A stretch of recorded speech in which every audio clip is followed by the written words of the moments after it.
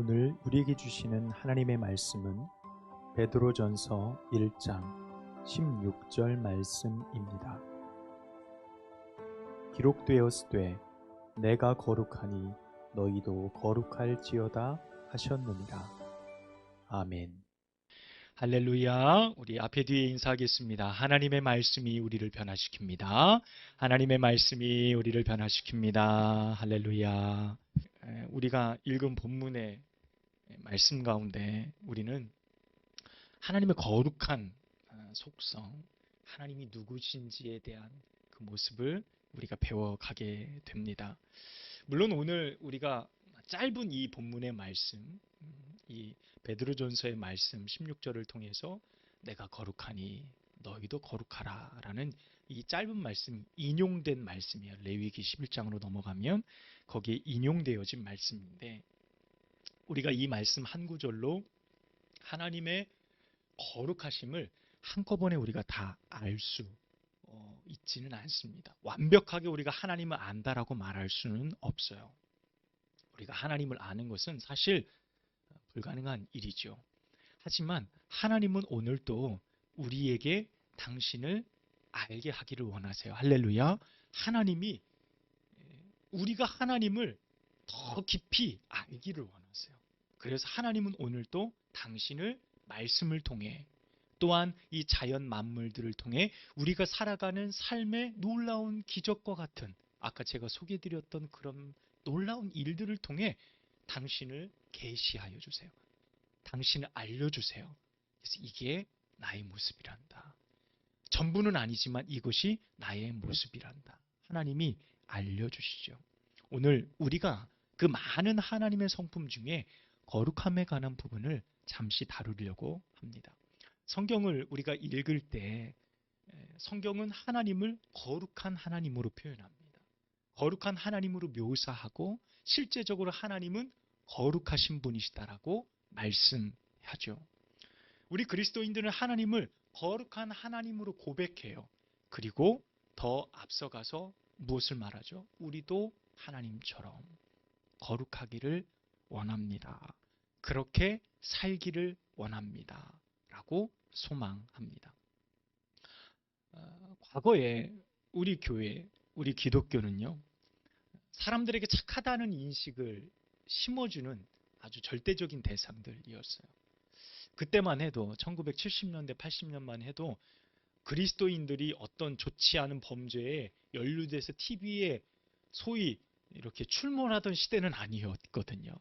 그래서 기독교인들이다, 교회 다닌다, 예수 믿는다 하면 도덕적 인센티브가 적용되어지던 시대예요. 아 그래? 교회 다니는 사람들은 좀 뭔가 다르지. 아 그래? 교회 다니는 사람이 아 그래? 그 사람이 그러지 않았을 거야. 이런 마음들인 거죠. 도덕적 인품, 그것을 우리는 추구하며 살아가는지도 몰라요. 그래서 조금 더 정직하게, 조금 더 거짓되지 않게, 조금 더 바르고 온전하게 살아가는 것이 거룩한 삶이 아닐까라는 생각을 가지고 우리들은 삶의 실천을 하고 살아가게 됩니다. 그런데 성경은 거룩함이 이런 것이다. 그래, 거룩한 건 도덕적인 거야. 거룩한 건 예의 범절을 잘 지키는 거야. 거룩한 건 교통 질서를 잘 지키는 거, 남에게 해코지하지 않는 거야. 착하게 살아가는 거야. 라고 말하지 않아요. 그렇게 평가하지 않습니다. 왜 그러냐면 거룩이라는 것과 우리가 살아가는 도덕적인 삶에는요, 그 근본적인 목적이 전혀 다르기 때문에 그렇습니다. 여러분, 착한 행실도 도덕적인 삶도 아니에요. 거룩한 삶에. 그러면 거룩한 삶은 도대체 무엇일까요? 우리는 거의 대부분 거룩한 삶을 소극적으로 그것을 해석하고 이해할 때가 참 많은 것 같아요. 소위 이런 것이죠. 거룩함이란 나쁜 짓을 하지 않는 것, 죄짓지 않는 것, 죄와 멀리하며 살아가는 것이라고 생각합니다. 물론 그것이 온전히 다 틀렸다고 말할 수는 없어요. 분명 거룩한 삶 안에는 바른 삶도 포함이 되어져 있다는 거예요. 여러분, 오늘 우리가 읽은 베드로전서의 말씀은 사도 베드로가 말씀을 인용해요. 오늘 말씀해 보면 기록되었을 때 이렇게 시작하죠. 기록되었을 때라는 말씀은 이미 구약 성경 안에 있는 말씀을 인용해서 오늘 이 말을 다시 한번 되풀이하고 있다라는 거예요. 뭐라고 말합니까? 기록되었을 때 내가 거룩하니 너희도 거룩할지어다 하셨느니라. 이렇게 말하고 있어요. 여러분 이 말씀은 레위기 11장의 말씀으로 가보면 이제 곧 여러분이 레위기를 읽으실 텐데 제사법, 정결법 뭐 이런 말씀들이 쭉 기록이 되어져 있어요. 매우 구체적으로 레위기 11장을 인용한 말씀인데요. 거기에 보면 부정한 짐승과 정결한 짐승, 너희가 먹을 수 있는 짐승과 먹지 말아야 될 짐승, 손 대면 안 되는 짐승들 이런 것들을 나열하고 계세요. 구분 짓고 계세요. 예를 들면 이런 겁니다. 음식을 먹고 되새김질 먹었다가 다시 안에서 토해내서 되새김질을 하고 이 발굽이 이렇게 갈라져 있는 짐승은 정결하다. 하나님 말씀하셨어요. 그래서 대표적인 짐승이 뭘까요? 소. 소 같은 짐승은 정결해요. 그래서 예배를 드릴 때, 이 제사를 드릴 때 소는 귀한 제물이 돼요. 양도 마찬가지예요. 자, 되새김질을 하고 굽이 갈라졌어요. 정결해요. 자, 그런데 굽은 갈라졌는데 되새김질을 하지 않아요. 뭐가 있어요? 대표적으로 돼지. 돼지는 하나님 앞에 부정한 짐승이에요. 그래서 돼지는 제사에 하나님 앞에 사용되어지지 못했고 음식을 먹는 것도 불가능한 거예요. 돼지가 맨날 뭐 입에 우물우물 하는데요. 걔는 항상 먹어요. 항상 먹어서 우물우물 하는 거예요. 되새김질을 안 하죠. 비늘이 없어요. 땅에서 기어다녀요. 대표적으로 뭐 파충류 관련된 뱀, 뭐 이런 거 다 부정해요. 그거는 손대도 안 돼요. 뱀장어 이런 거 구약 시대에는 우리 못 먹었어요. 막 힘나도 안 돼요. 먹어서 안 되는 거예요. 곤충 중에도 땅에서 그냥 기어만 다니는 곤충 안 돼요. 그런데 날개가 있고 뛰는 다리가 있어서 팔짝팔짝 뛰어다니는 곤충은 먹어도 돼요. 메뚜기 뭐 이런 거 있죠. 우리가 잘 알듯이 귀뚜라미, 배짱이 이런 곤충은 정결하니까 먹어도 돼요. 자, 하나님이 이런 구체적인 것들을 나열하신 것이 레위기 11장에 있는 말씀이에요.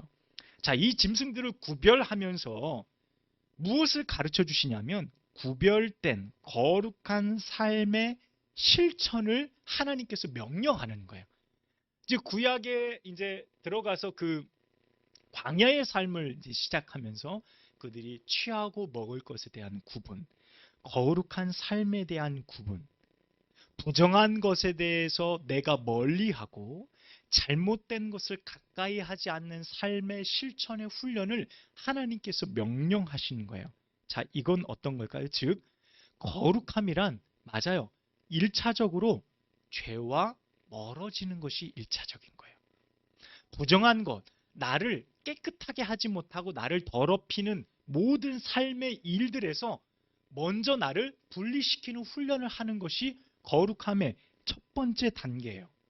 우리는 생각하죠. 죄에서 떠날 수만 있다면 내가 반복적으로 내 마음에 짓는 그런 죄들, 생각들, 행동들에서 내가 벗어날 수만 있다면 내가 더 정결할 수 있을 텐데, 더 깨끗할 수 있을 텐데 라는 마음과 소망을 갖습니다. 자, 그런데 어때요? 그리스도인들 역시 죄를 지어요. 내가 예수 믿는 사람이고 하나님의 자녀라고 일컫는 우리이지만 우리 역시 죄를 짓는 거예요. 죄와 분리되어져서 살아갈 수가 없어요. 우리는 여전히 죄의 모양으로 살아가게 됩니다. 어떻게 보면 거룩하다, 우리의 삶에 거룩한 상징의 이름을 여러분 새길 수 있어요? 나를 그렇게 부를 수 있습니까? 아, 참 거룩하십니다 라고 여러분 부를 수 있을까요? 어떻게 보면 우리에게 거룩함이란 불가능한 일일지도 몰라요. 그렇게 부른다는 사실, 그렇게 살아간다는 사실이 말이죠. 여러분 지금 우리가 사는 이 시대에 레위기 시대처럼 여러분 뭐 뱀장어 먹고 뭐 여러분 삼겹살 너무 좋아하시잖아요. 없어서 못 먹잖아요. 삼겹살 먹어서 막 부정하게 되고 먹는다고 문제가 되어지는 시대가 아니잖아요. 그렇죠. 여러분, 사도 바울은요, 우리에게 오히려 먹는 음식, 모든 음식은 감사함으로 받으면 버릴 것이 없다 이야기했어요. 입으로 들어가는 것이 우리를 부정하게, 우리를 더럽히지 못한다라고 말했거든요. 여러분, 반대로요, 내가 무얼 먹지 않아서 거룩해져야지, 여러분, 내가 무얼 조심한다고 우리가 거룩해지지도 않는 거예요. 여러분, 착하게 살고 바른 행실이 나를 하나님이 원하는 거룩의 반열에 올려놓을 수는 없어요. 여러분, 이 자리에 계신 분들 중에 서로 아유, 우리 권사님 오늘 참 거룩해 보이심, 여러분 대단히 부담스러워요. 누군가 나를 그렇게 불러준다는 사실 자기가 나를 몰라서 그래. 이 말이 여기까지 올라왔다가 내려갈 거예요. 그렇게 말하는 사람도 부담스럽고 듣는 사람도 부담스러울 거예요. 사람은 어느 누구를 막론하고요, 거룩함에 빗대어서 나를 비교한다는 것은요, 부담스러운 일이에요. 자, 왜 그렇습니까? 우리는 태어나서 지금까지 단 한 번도 거룩이라는 것을 완성해 본 적이 없어요. 거룩하다. 아, 정말 거룩함의 완성을 내가 한번 경험해 봤어? 그런 적이 한 번도 없어요. 거룩은 절대적으로 하나님의 성품이기 때문에 그래요. 하나님의 성품. 하나님은 거룩하시다. 성경은 우리 가운데 말합니다. 조금 더 적극적으로 말하면 하나님의 본질적 성품은 완전하게 순결하신 거룩한 하나님이시라고 말해요. 그래서 성경 곳곳에는요, 하나님은 거룩하시다라고 말하고, 거룩하신 하나님은 죄를 미워하시고 죄와 죄인을 심판하신다라고 말해요. 자, 그러면 오늘 하나님이 왜 우리에게 불가능한 명령을 내리시는 걸까요? 내가 거룩하니 너희도 거룩하라 라고 하나님이 말씀하셨잖아요. 내가 거룩하니 너희도 거룩하라. 여러분, 이 말이 말씀으로는 너무나 완성되어져 있지만 하나님과 우리 안에서의 거룩은 사실 너무 먼 이야기처럼 느껴지게 되는 겁니다. 자, 그러면 오늘 본문을 통해 우리가 무엇을 발견하고 알 수 있을까요? 여러분, 제일 중요한 거 한 가지 우리가 발견할 수 있어요. 내가 거룩하니 너희도 거룩하라는 하나님의 마음, 그 마음 가운데는 너도 거룩해질 수 있어 라는 어떤 하나님과 같은 완전성에 대한 의미보다 이것이 1차적이에요. 그 의미는 이겁니다. 하나님께서 하나님의 거룩함에 우리를 참여시켜주는 거예요. 하나님의 거룩함에 우리를 동참시켜 주시는 거예요. 초대해 주시는 거예요. 나를 불러주시는 거예요. 하나님 혼자만, 나 혼자 거룩하고 동떨어져서 너희는 다 죄인들이야 라고 하나님이 말하시지 않고, 그렇게 하시길 원하시지 않고, 하나님은 오늘 하나님의 거룩함에 우리도 함께 있기를 원하신다는 거예요. 할렐루야. 여러분, 이 말씀을 통해 우리가 그 사실을 발견해 볼 수 있어요. 자, 그리고 말하시죠. 무엇을 말해요? 넌 이거 하지 마. 이런 거 조심해야 돼. 이런 거 먹는 거 조심해. 이런 행실 고쳐. 여러분, 우리가 앞절에서 나누었지만 이런 거 한다고 우리가 거룩해지지 않음을 알아요. 그럼에도 하나님이 명령하신 이와 같은 일들을 통해 우리는 무엇에 참여하는 거예요? 하나님의 거룩한 삶에 조금씩 참여하는 자들이 되어진다는 거예요. 그렇게 되어져 가요. 자, 그것을 통해 불가능할 것 같았던 거룩한 삶이 무엇인지, 하나님이 무엇인지, 하나님이 누구신지를 우리가 조금씩 알아가게 돼요. 그것을 내게 명령하신 하나님, 내가 그것을 지킴으로 하나님이 이걸 왜 내게 명령하셨을까? 그것을 지켰을 때 그렇구나. 우리는 하나님의 마음에 한 발자국 다가가게 돼요. 그것이 거룩함으로 살아가는 첫 단추를 꿰는 것이죠. 여러분, 출애굽기 34장에 가보면 모세가 하나님을 직접 만나고 보는 놀라운 광경이 기록되어져 있어요. 그때 모세는 이스라엘 지도자 안에서도 대단히 영적 지도자였지만 그가 하나님을 배웠을 때 하나님의 거룩함에 압도당하게 돼요. 하나님의 거룩함을 그가 직접 경험하게 되어진 거죠.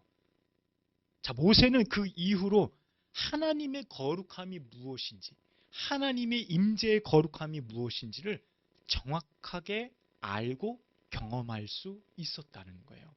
여러분, 이 말은요, 욥과 그리고 또 이사야, 에스겔, 이와 같은 성경의 많은 인물들도 하나님의 거룩함이 무엇인지를 함께 경험하고 참여한 사람들이거든요.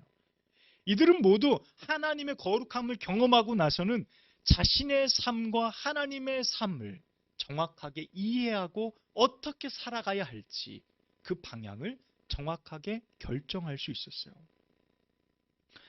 여러분, 하나님께서 당신의 거룩함만을 우리 가운데 드러내시고 그것으로 끝내셨다면 우리는 결코 하나님의 거룩함에 도달하지 못할 거예요.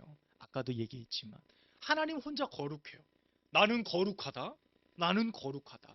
그러고 말씀으로 끝나면 우리는 언제나 저 부정한 저 죄인의 모습에 놓여져 있었을 겁니다. 근데 하나님은 오늘 말씀하셔. 내가 거룩하니 너희도 그 거룩에 우리를 참여하고 부르시는 하나님의 메시지를 우리는 발견하게 돼요. 여러분, 하나님의 거룩함은요, 우리 가운데 하나님은 철저히 그것을 계시하시고 우리로 하여금 거룩하게 살아가는 방법을 가르쳐 주세요. 오늘 레위기 11장 아까 제가 말씀드렸던 말씀 역시 거룩한 삶을 살아가는 그 삶을 우리에게 가르치는 하나님의 명령이에요. 여러분, 율법도 마찬가지고요. 또 율법 안에 광야에서 하나님이 성막을 만들게 하시는 내용들을 보면 거룩함이 뭔지, 하나님이 어떤 분이신지를 40년 동안 이스라엘 백성들에게 내내 가르치는 교육의 현장이 바로 성막이었어요. 여러분, 성막 안에를 보면 구조, 그 안에 쓰인 재료들, 번제단, 물두멍, 그 안에 성소와 지성소로 나누어서 성소 안에는 촛대가 있고 떡상이 있고 또 지성소 안에는 하나님의 법궤가 있고 이런 많은 단계들과 성막의 재료들을 통해 하나님이 무엇을 가르칩니까? 하나님의 임재와 거룩함을 가르치는 장소인 거예요.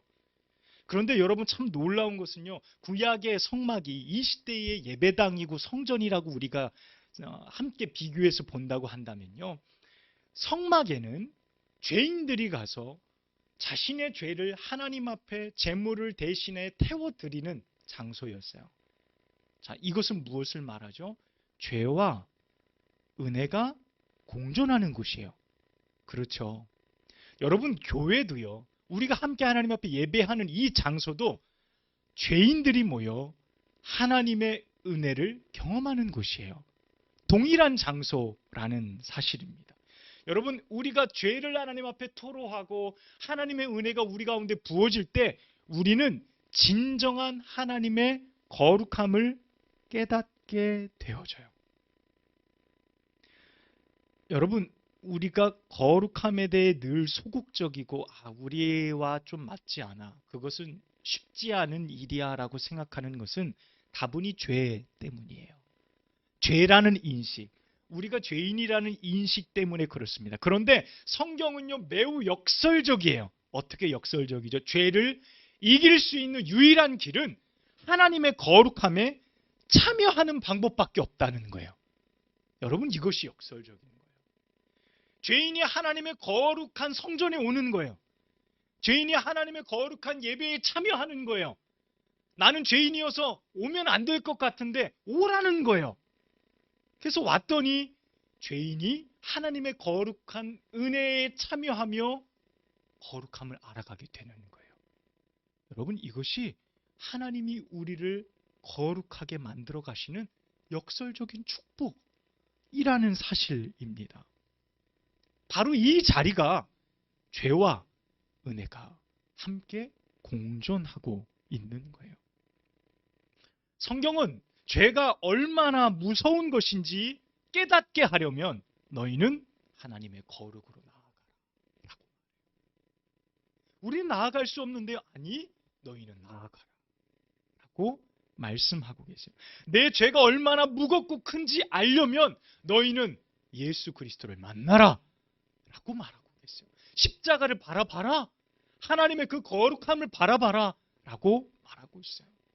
우리가 그리스도인이 되어진다는 사실이 무엇인가요? 하나님의 거룩함을 경험하는 것 아닙니까? 그 은혜, 십자가의 거룩함을 경험하는 것. 그것을 통해 우리가 진정 죄인이라는 사실을 깨닫게 되어져요. 예수 믿는 많은 사람들 중에 내가 스스로 죄인인지를 정확하게 인식하지 못하며 살아가는 사람도 사실 많아요. 내가 잘못은 했지. 내가 부족하지. 내가 연약하지. 하지만 그 정도까지 죄인이라고 이야기하기는 그렇지 않나 라는 말. 때로는 찬송할 때 벌레만도 못한 내가 그 정도는 아니지 않나 라는 생각들. 여러분, 많은 그리스도인들이 신앙생활을 오래 하고 더 오래 하면 할수록 하나님의 거룩함 가운데 더 가까이 가고자 가슴을 치고 애통하는 사람들일수록 자신들의 죄에 대해서 민감해요. 정말 많이 민감해요.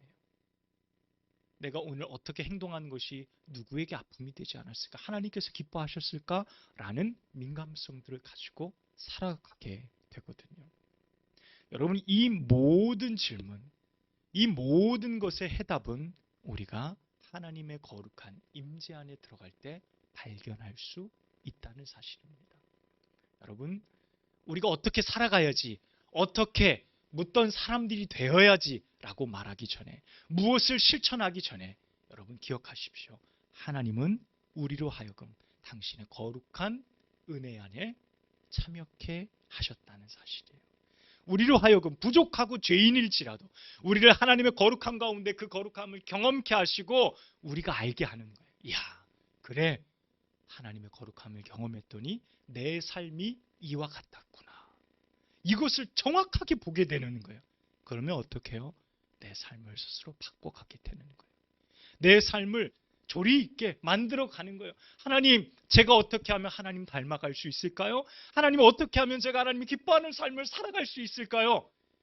이것은요, 이와 같은 소망은요, 이와 같은 열정은요, 하나님의 거룩함을 경험한 사람이 아니고서는 알 수 없어요.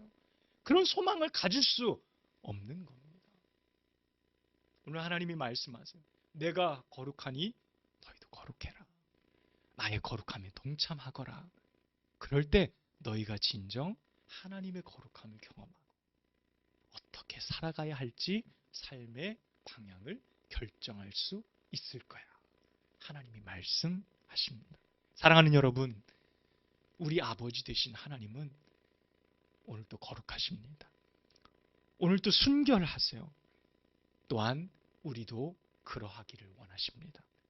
여러분, 그 은혜 안에 연약한 길일지라도 죄를 유일하게 죄로 여길 수 있는 길, 하나님의 은혜를 가장 은혜롭게 여길 수 있는 길, 하나님의 놀라운 거룩한 성품에 참여하는 것입니다. 그것 외에는 그 어떤 방법도 존재하지 않아요. 우리가 하나님을 바라볼 때 진정한 거룩함 안에 하나님, 우리가 그렇게 살아가기를 원합니다. 이 믿음의 소망이 한 주간 여러분의 삶 속에 풍성하기를 주님의 이름으로 축복합니다. 기도하겠습니다. 아버지 하나님, 연약한 우리의 삶에 하나님 주신 그 은혜가 풍성케 하여 주옵소서. 무엇보다 우리를 거룩함에 참여케 하신 하나님의 그 사랑에 감사합니다.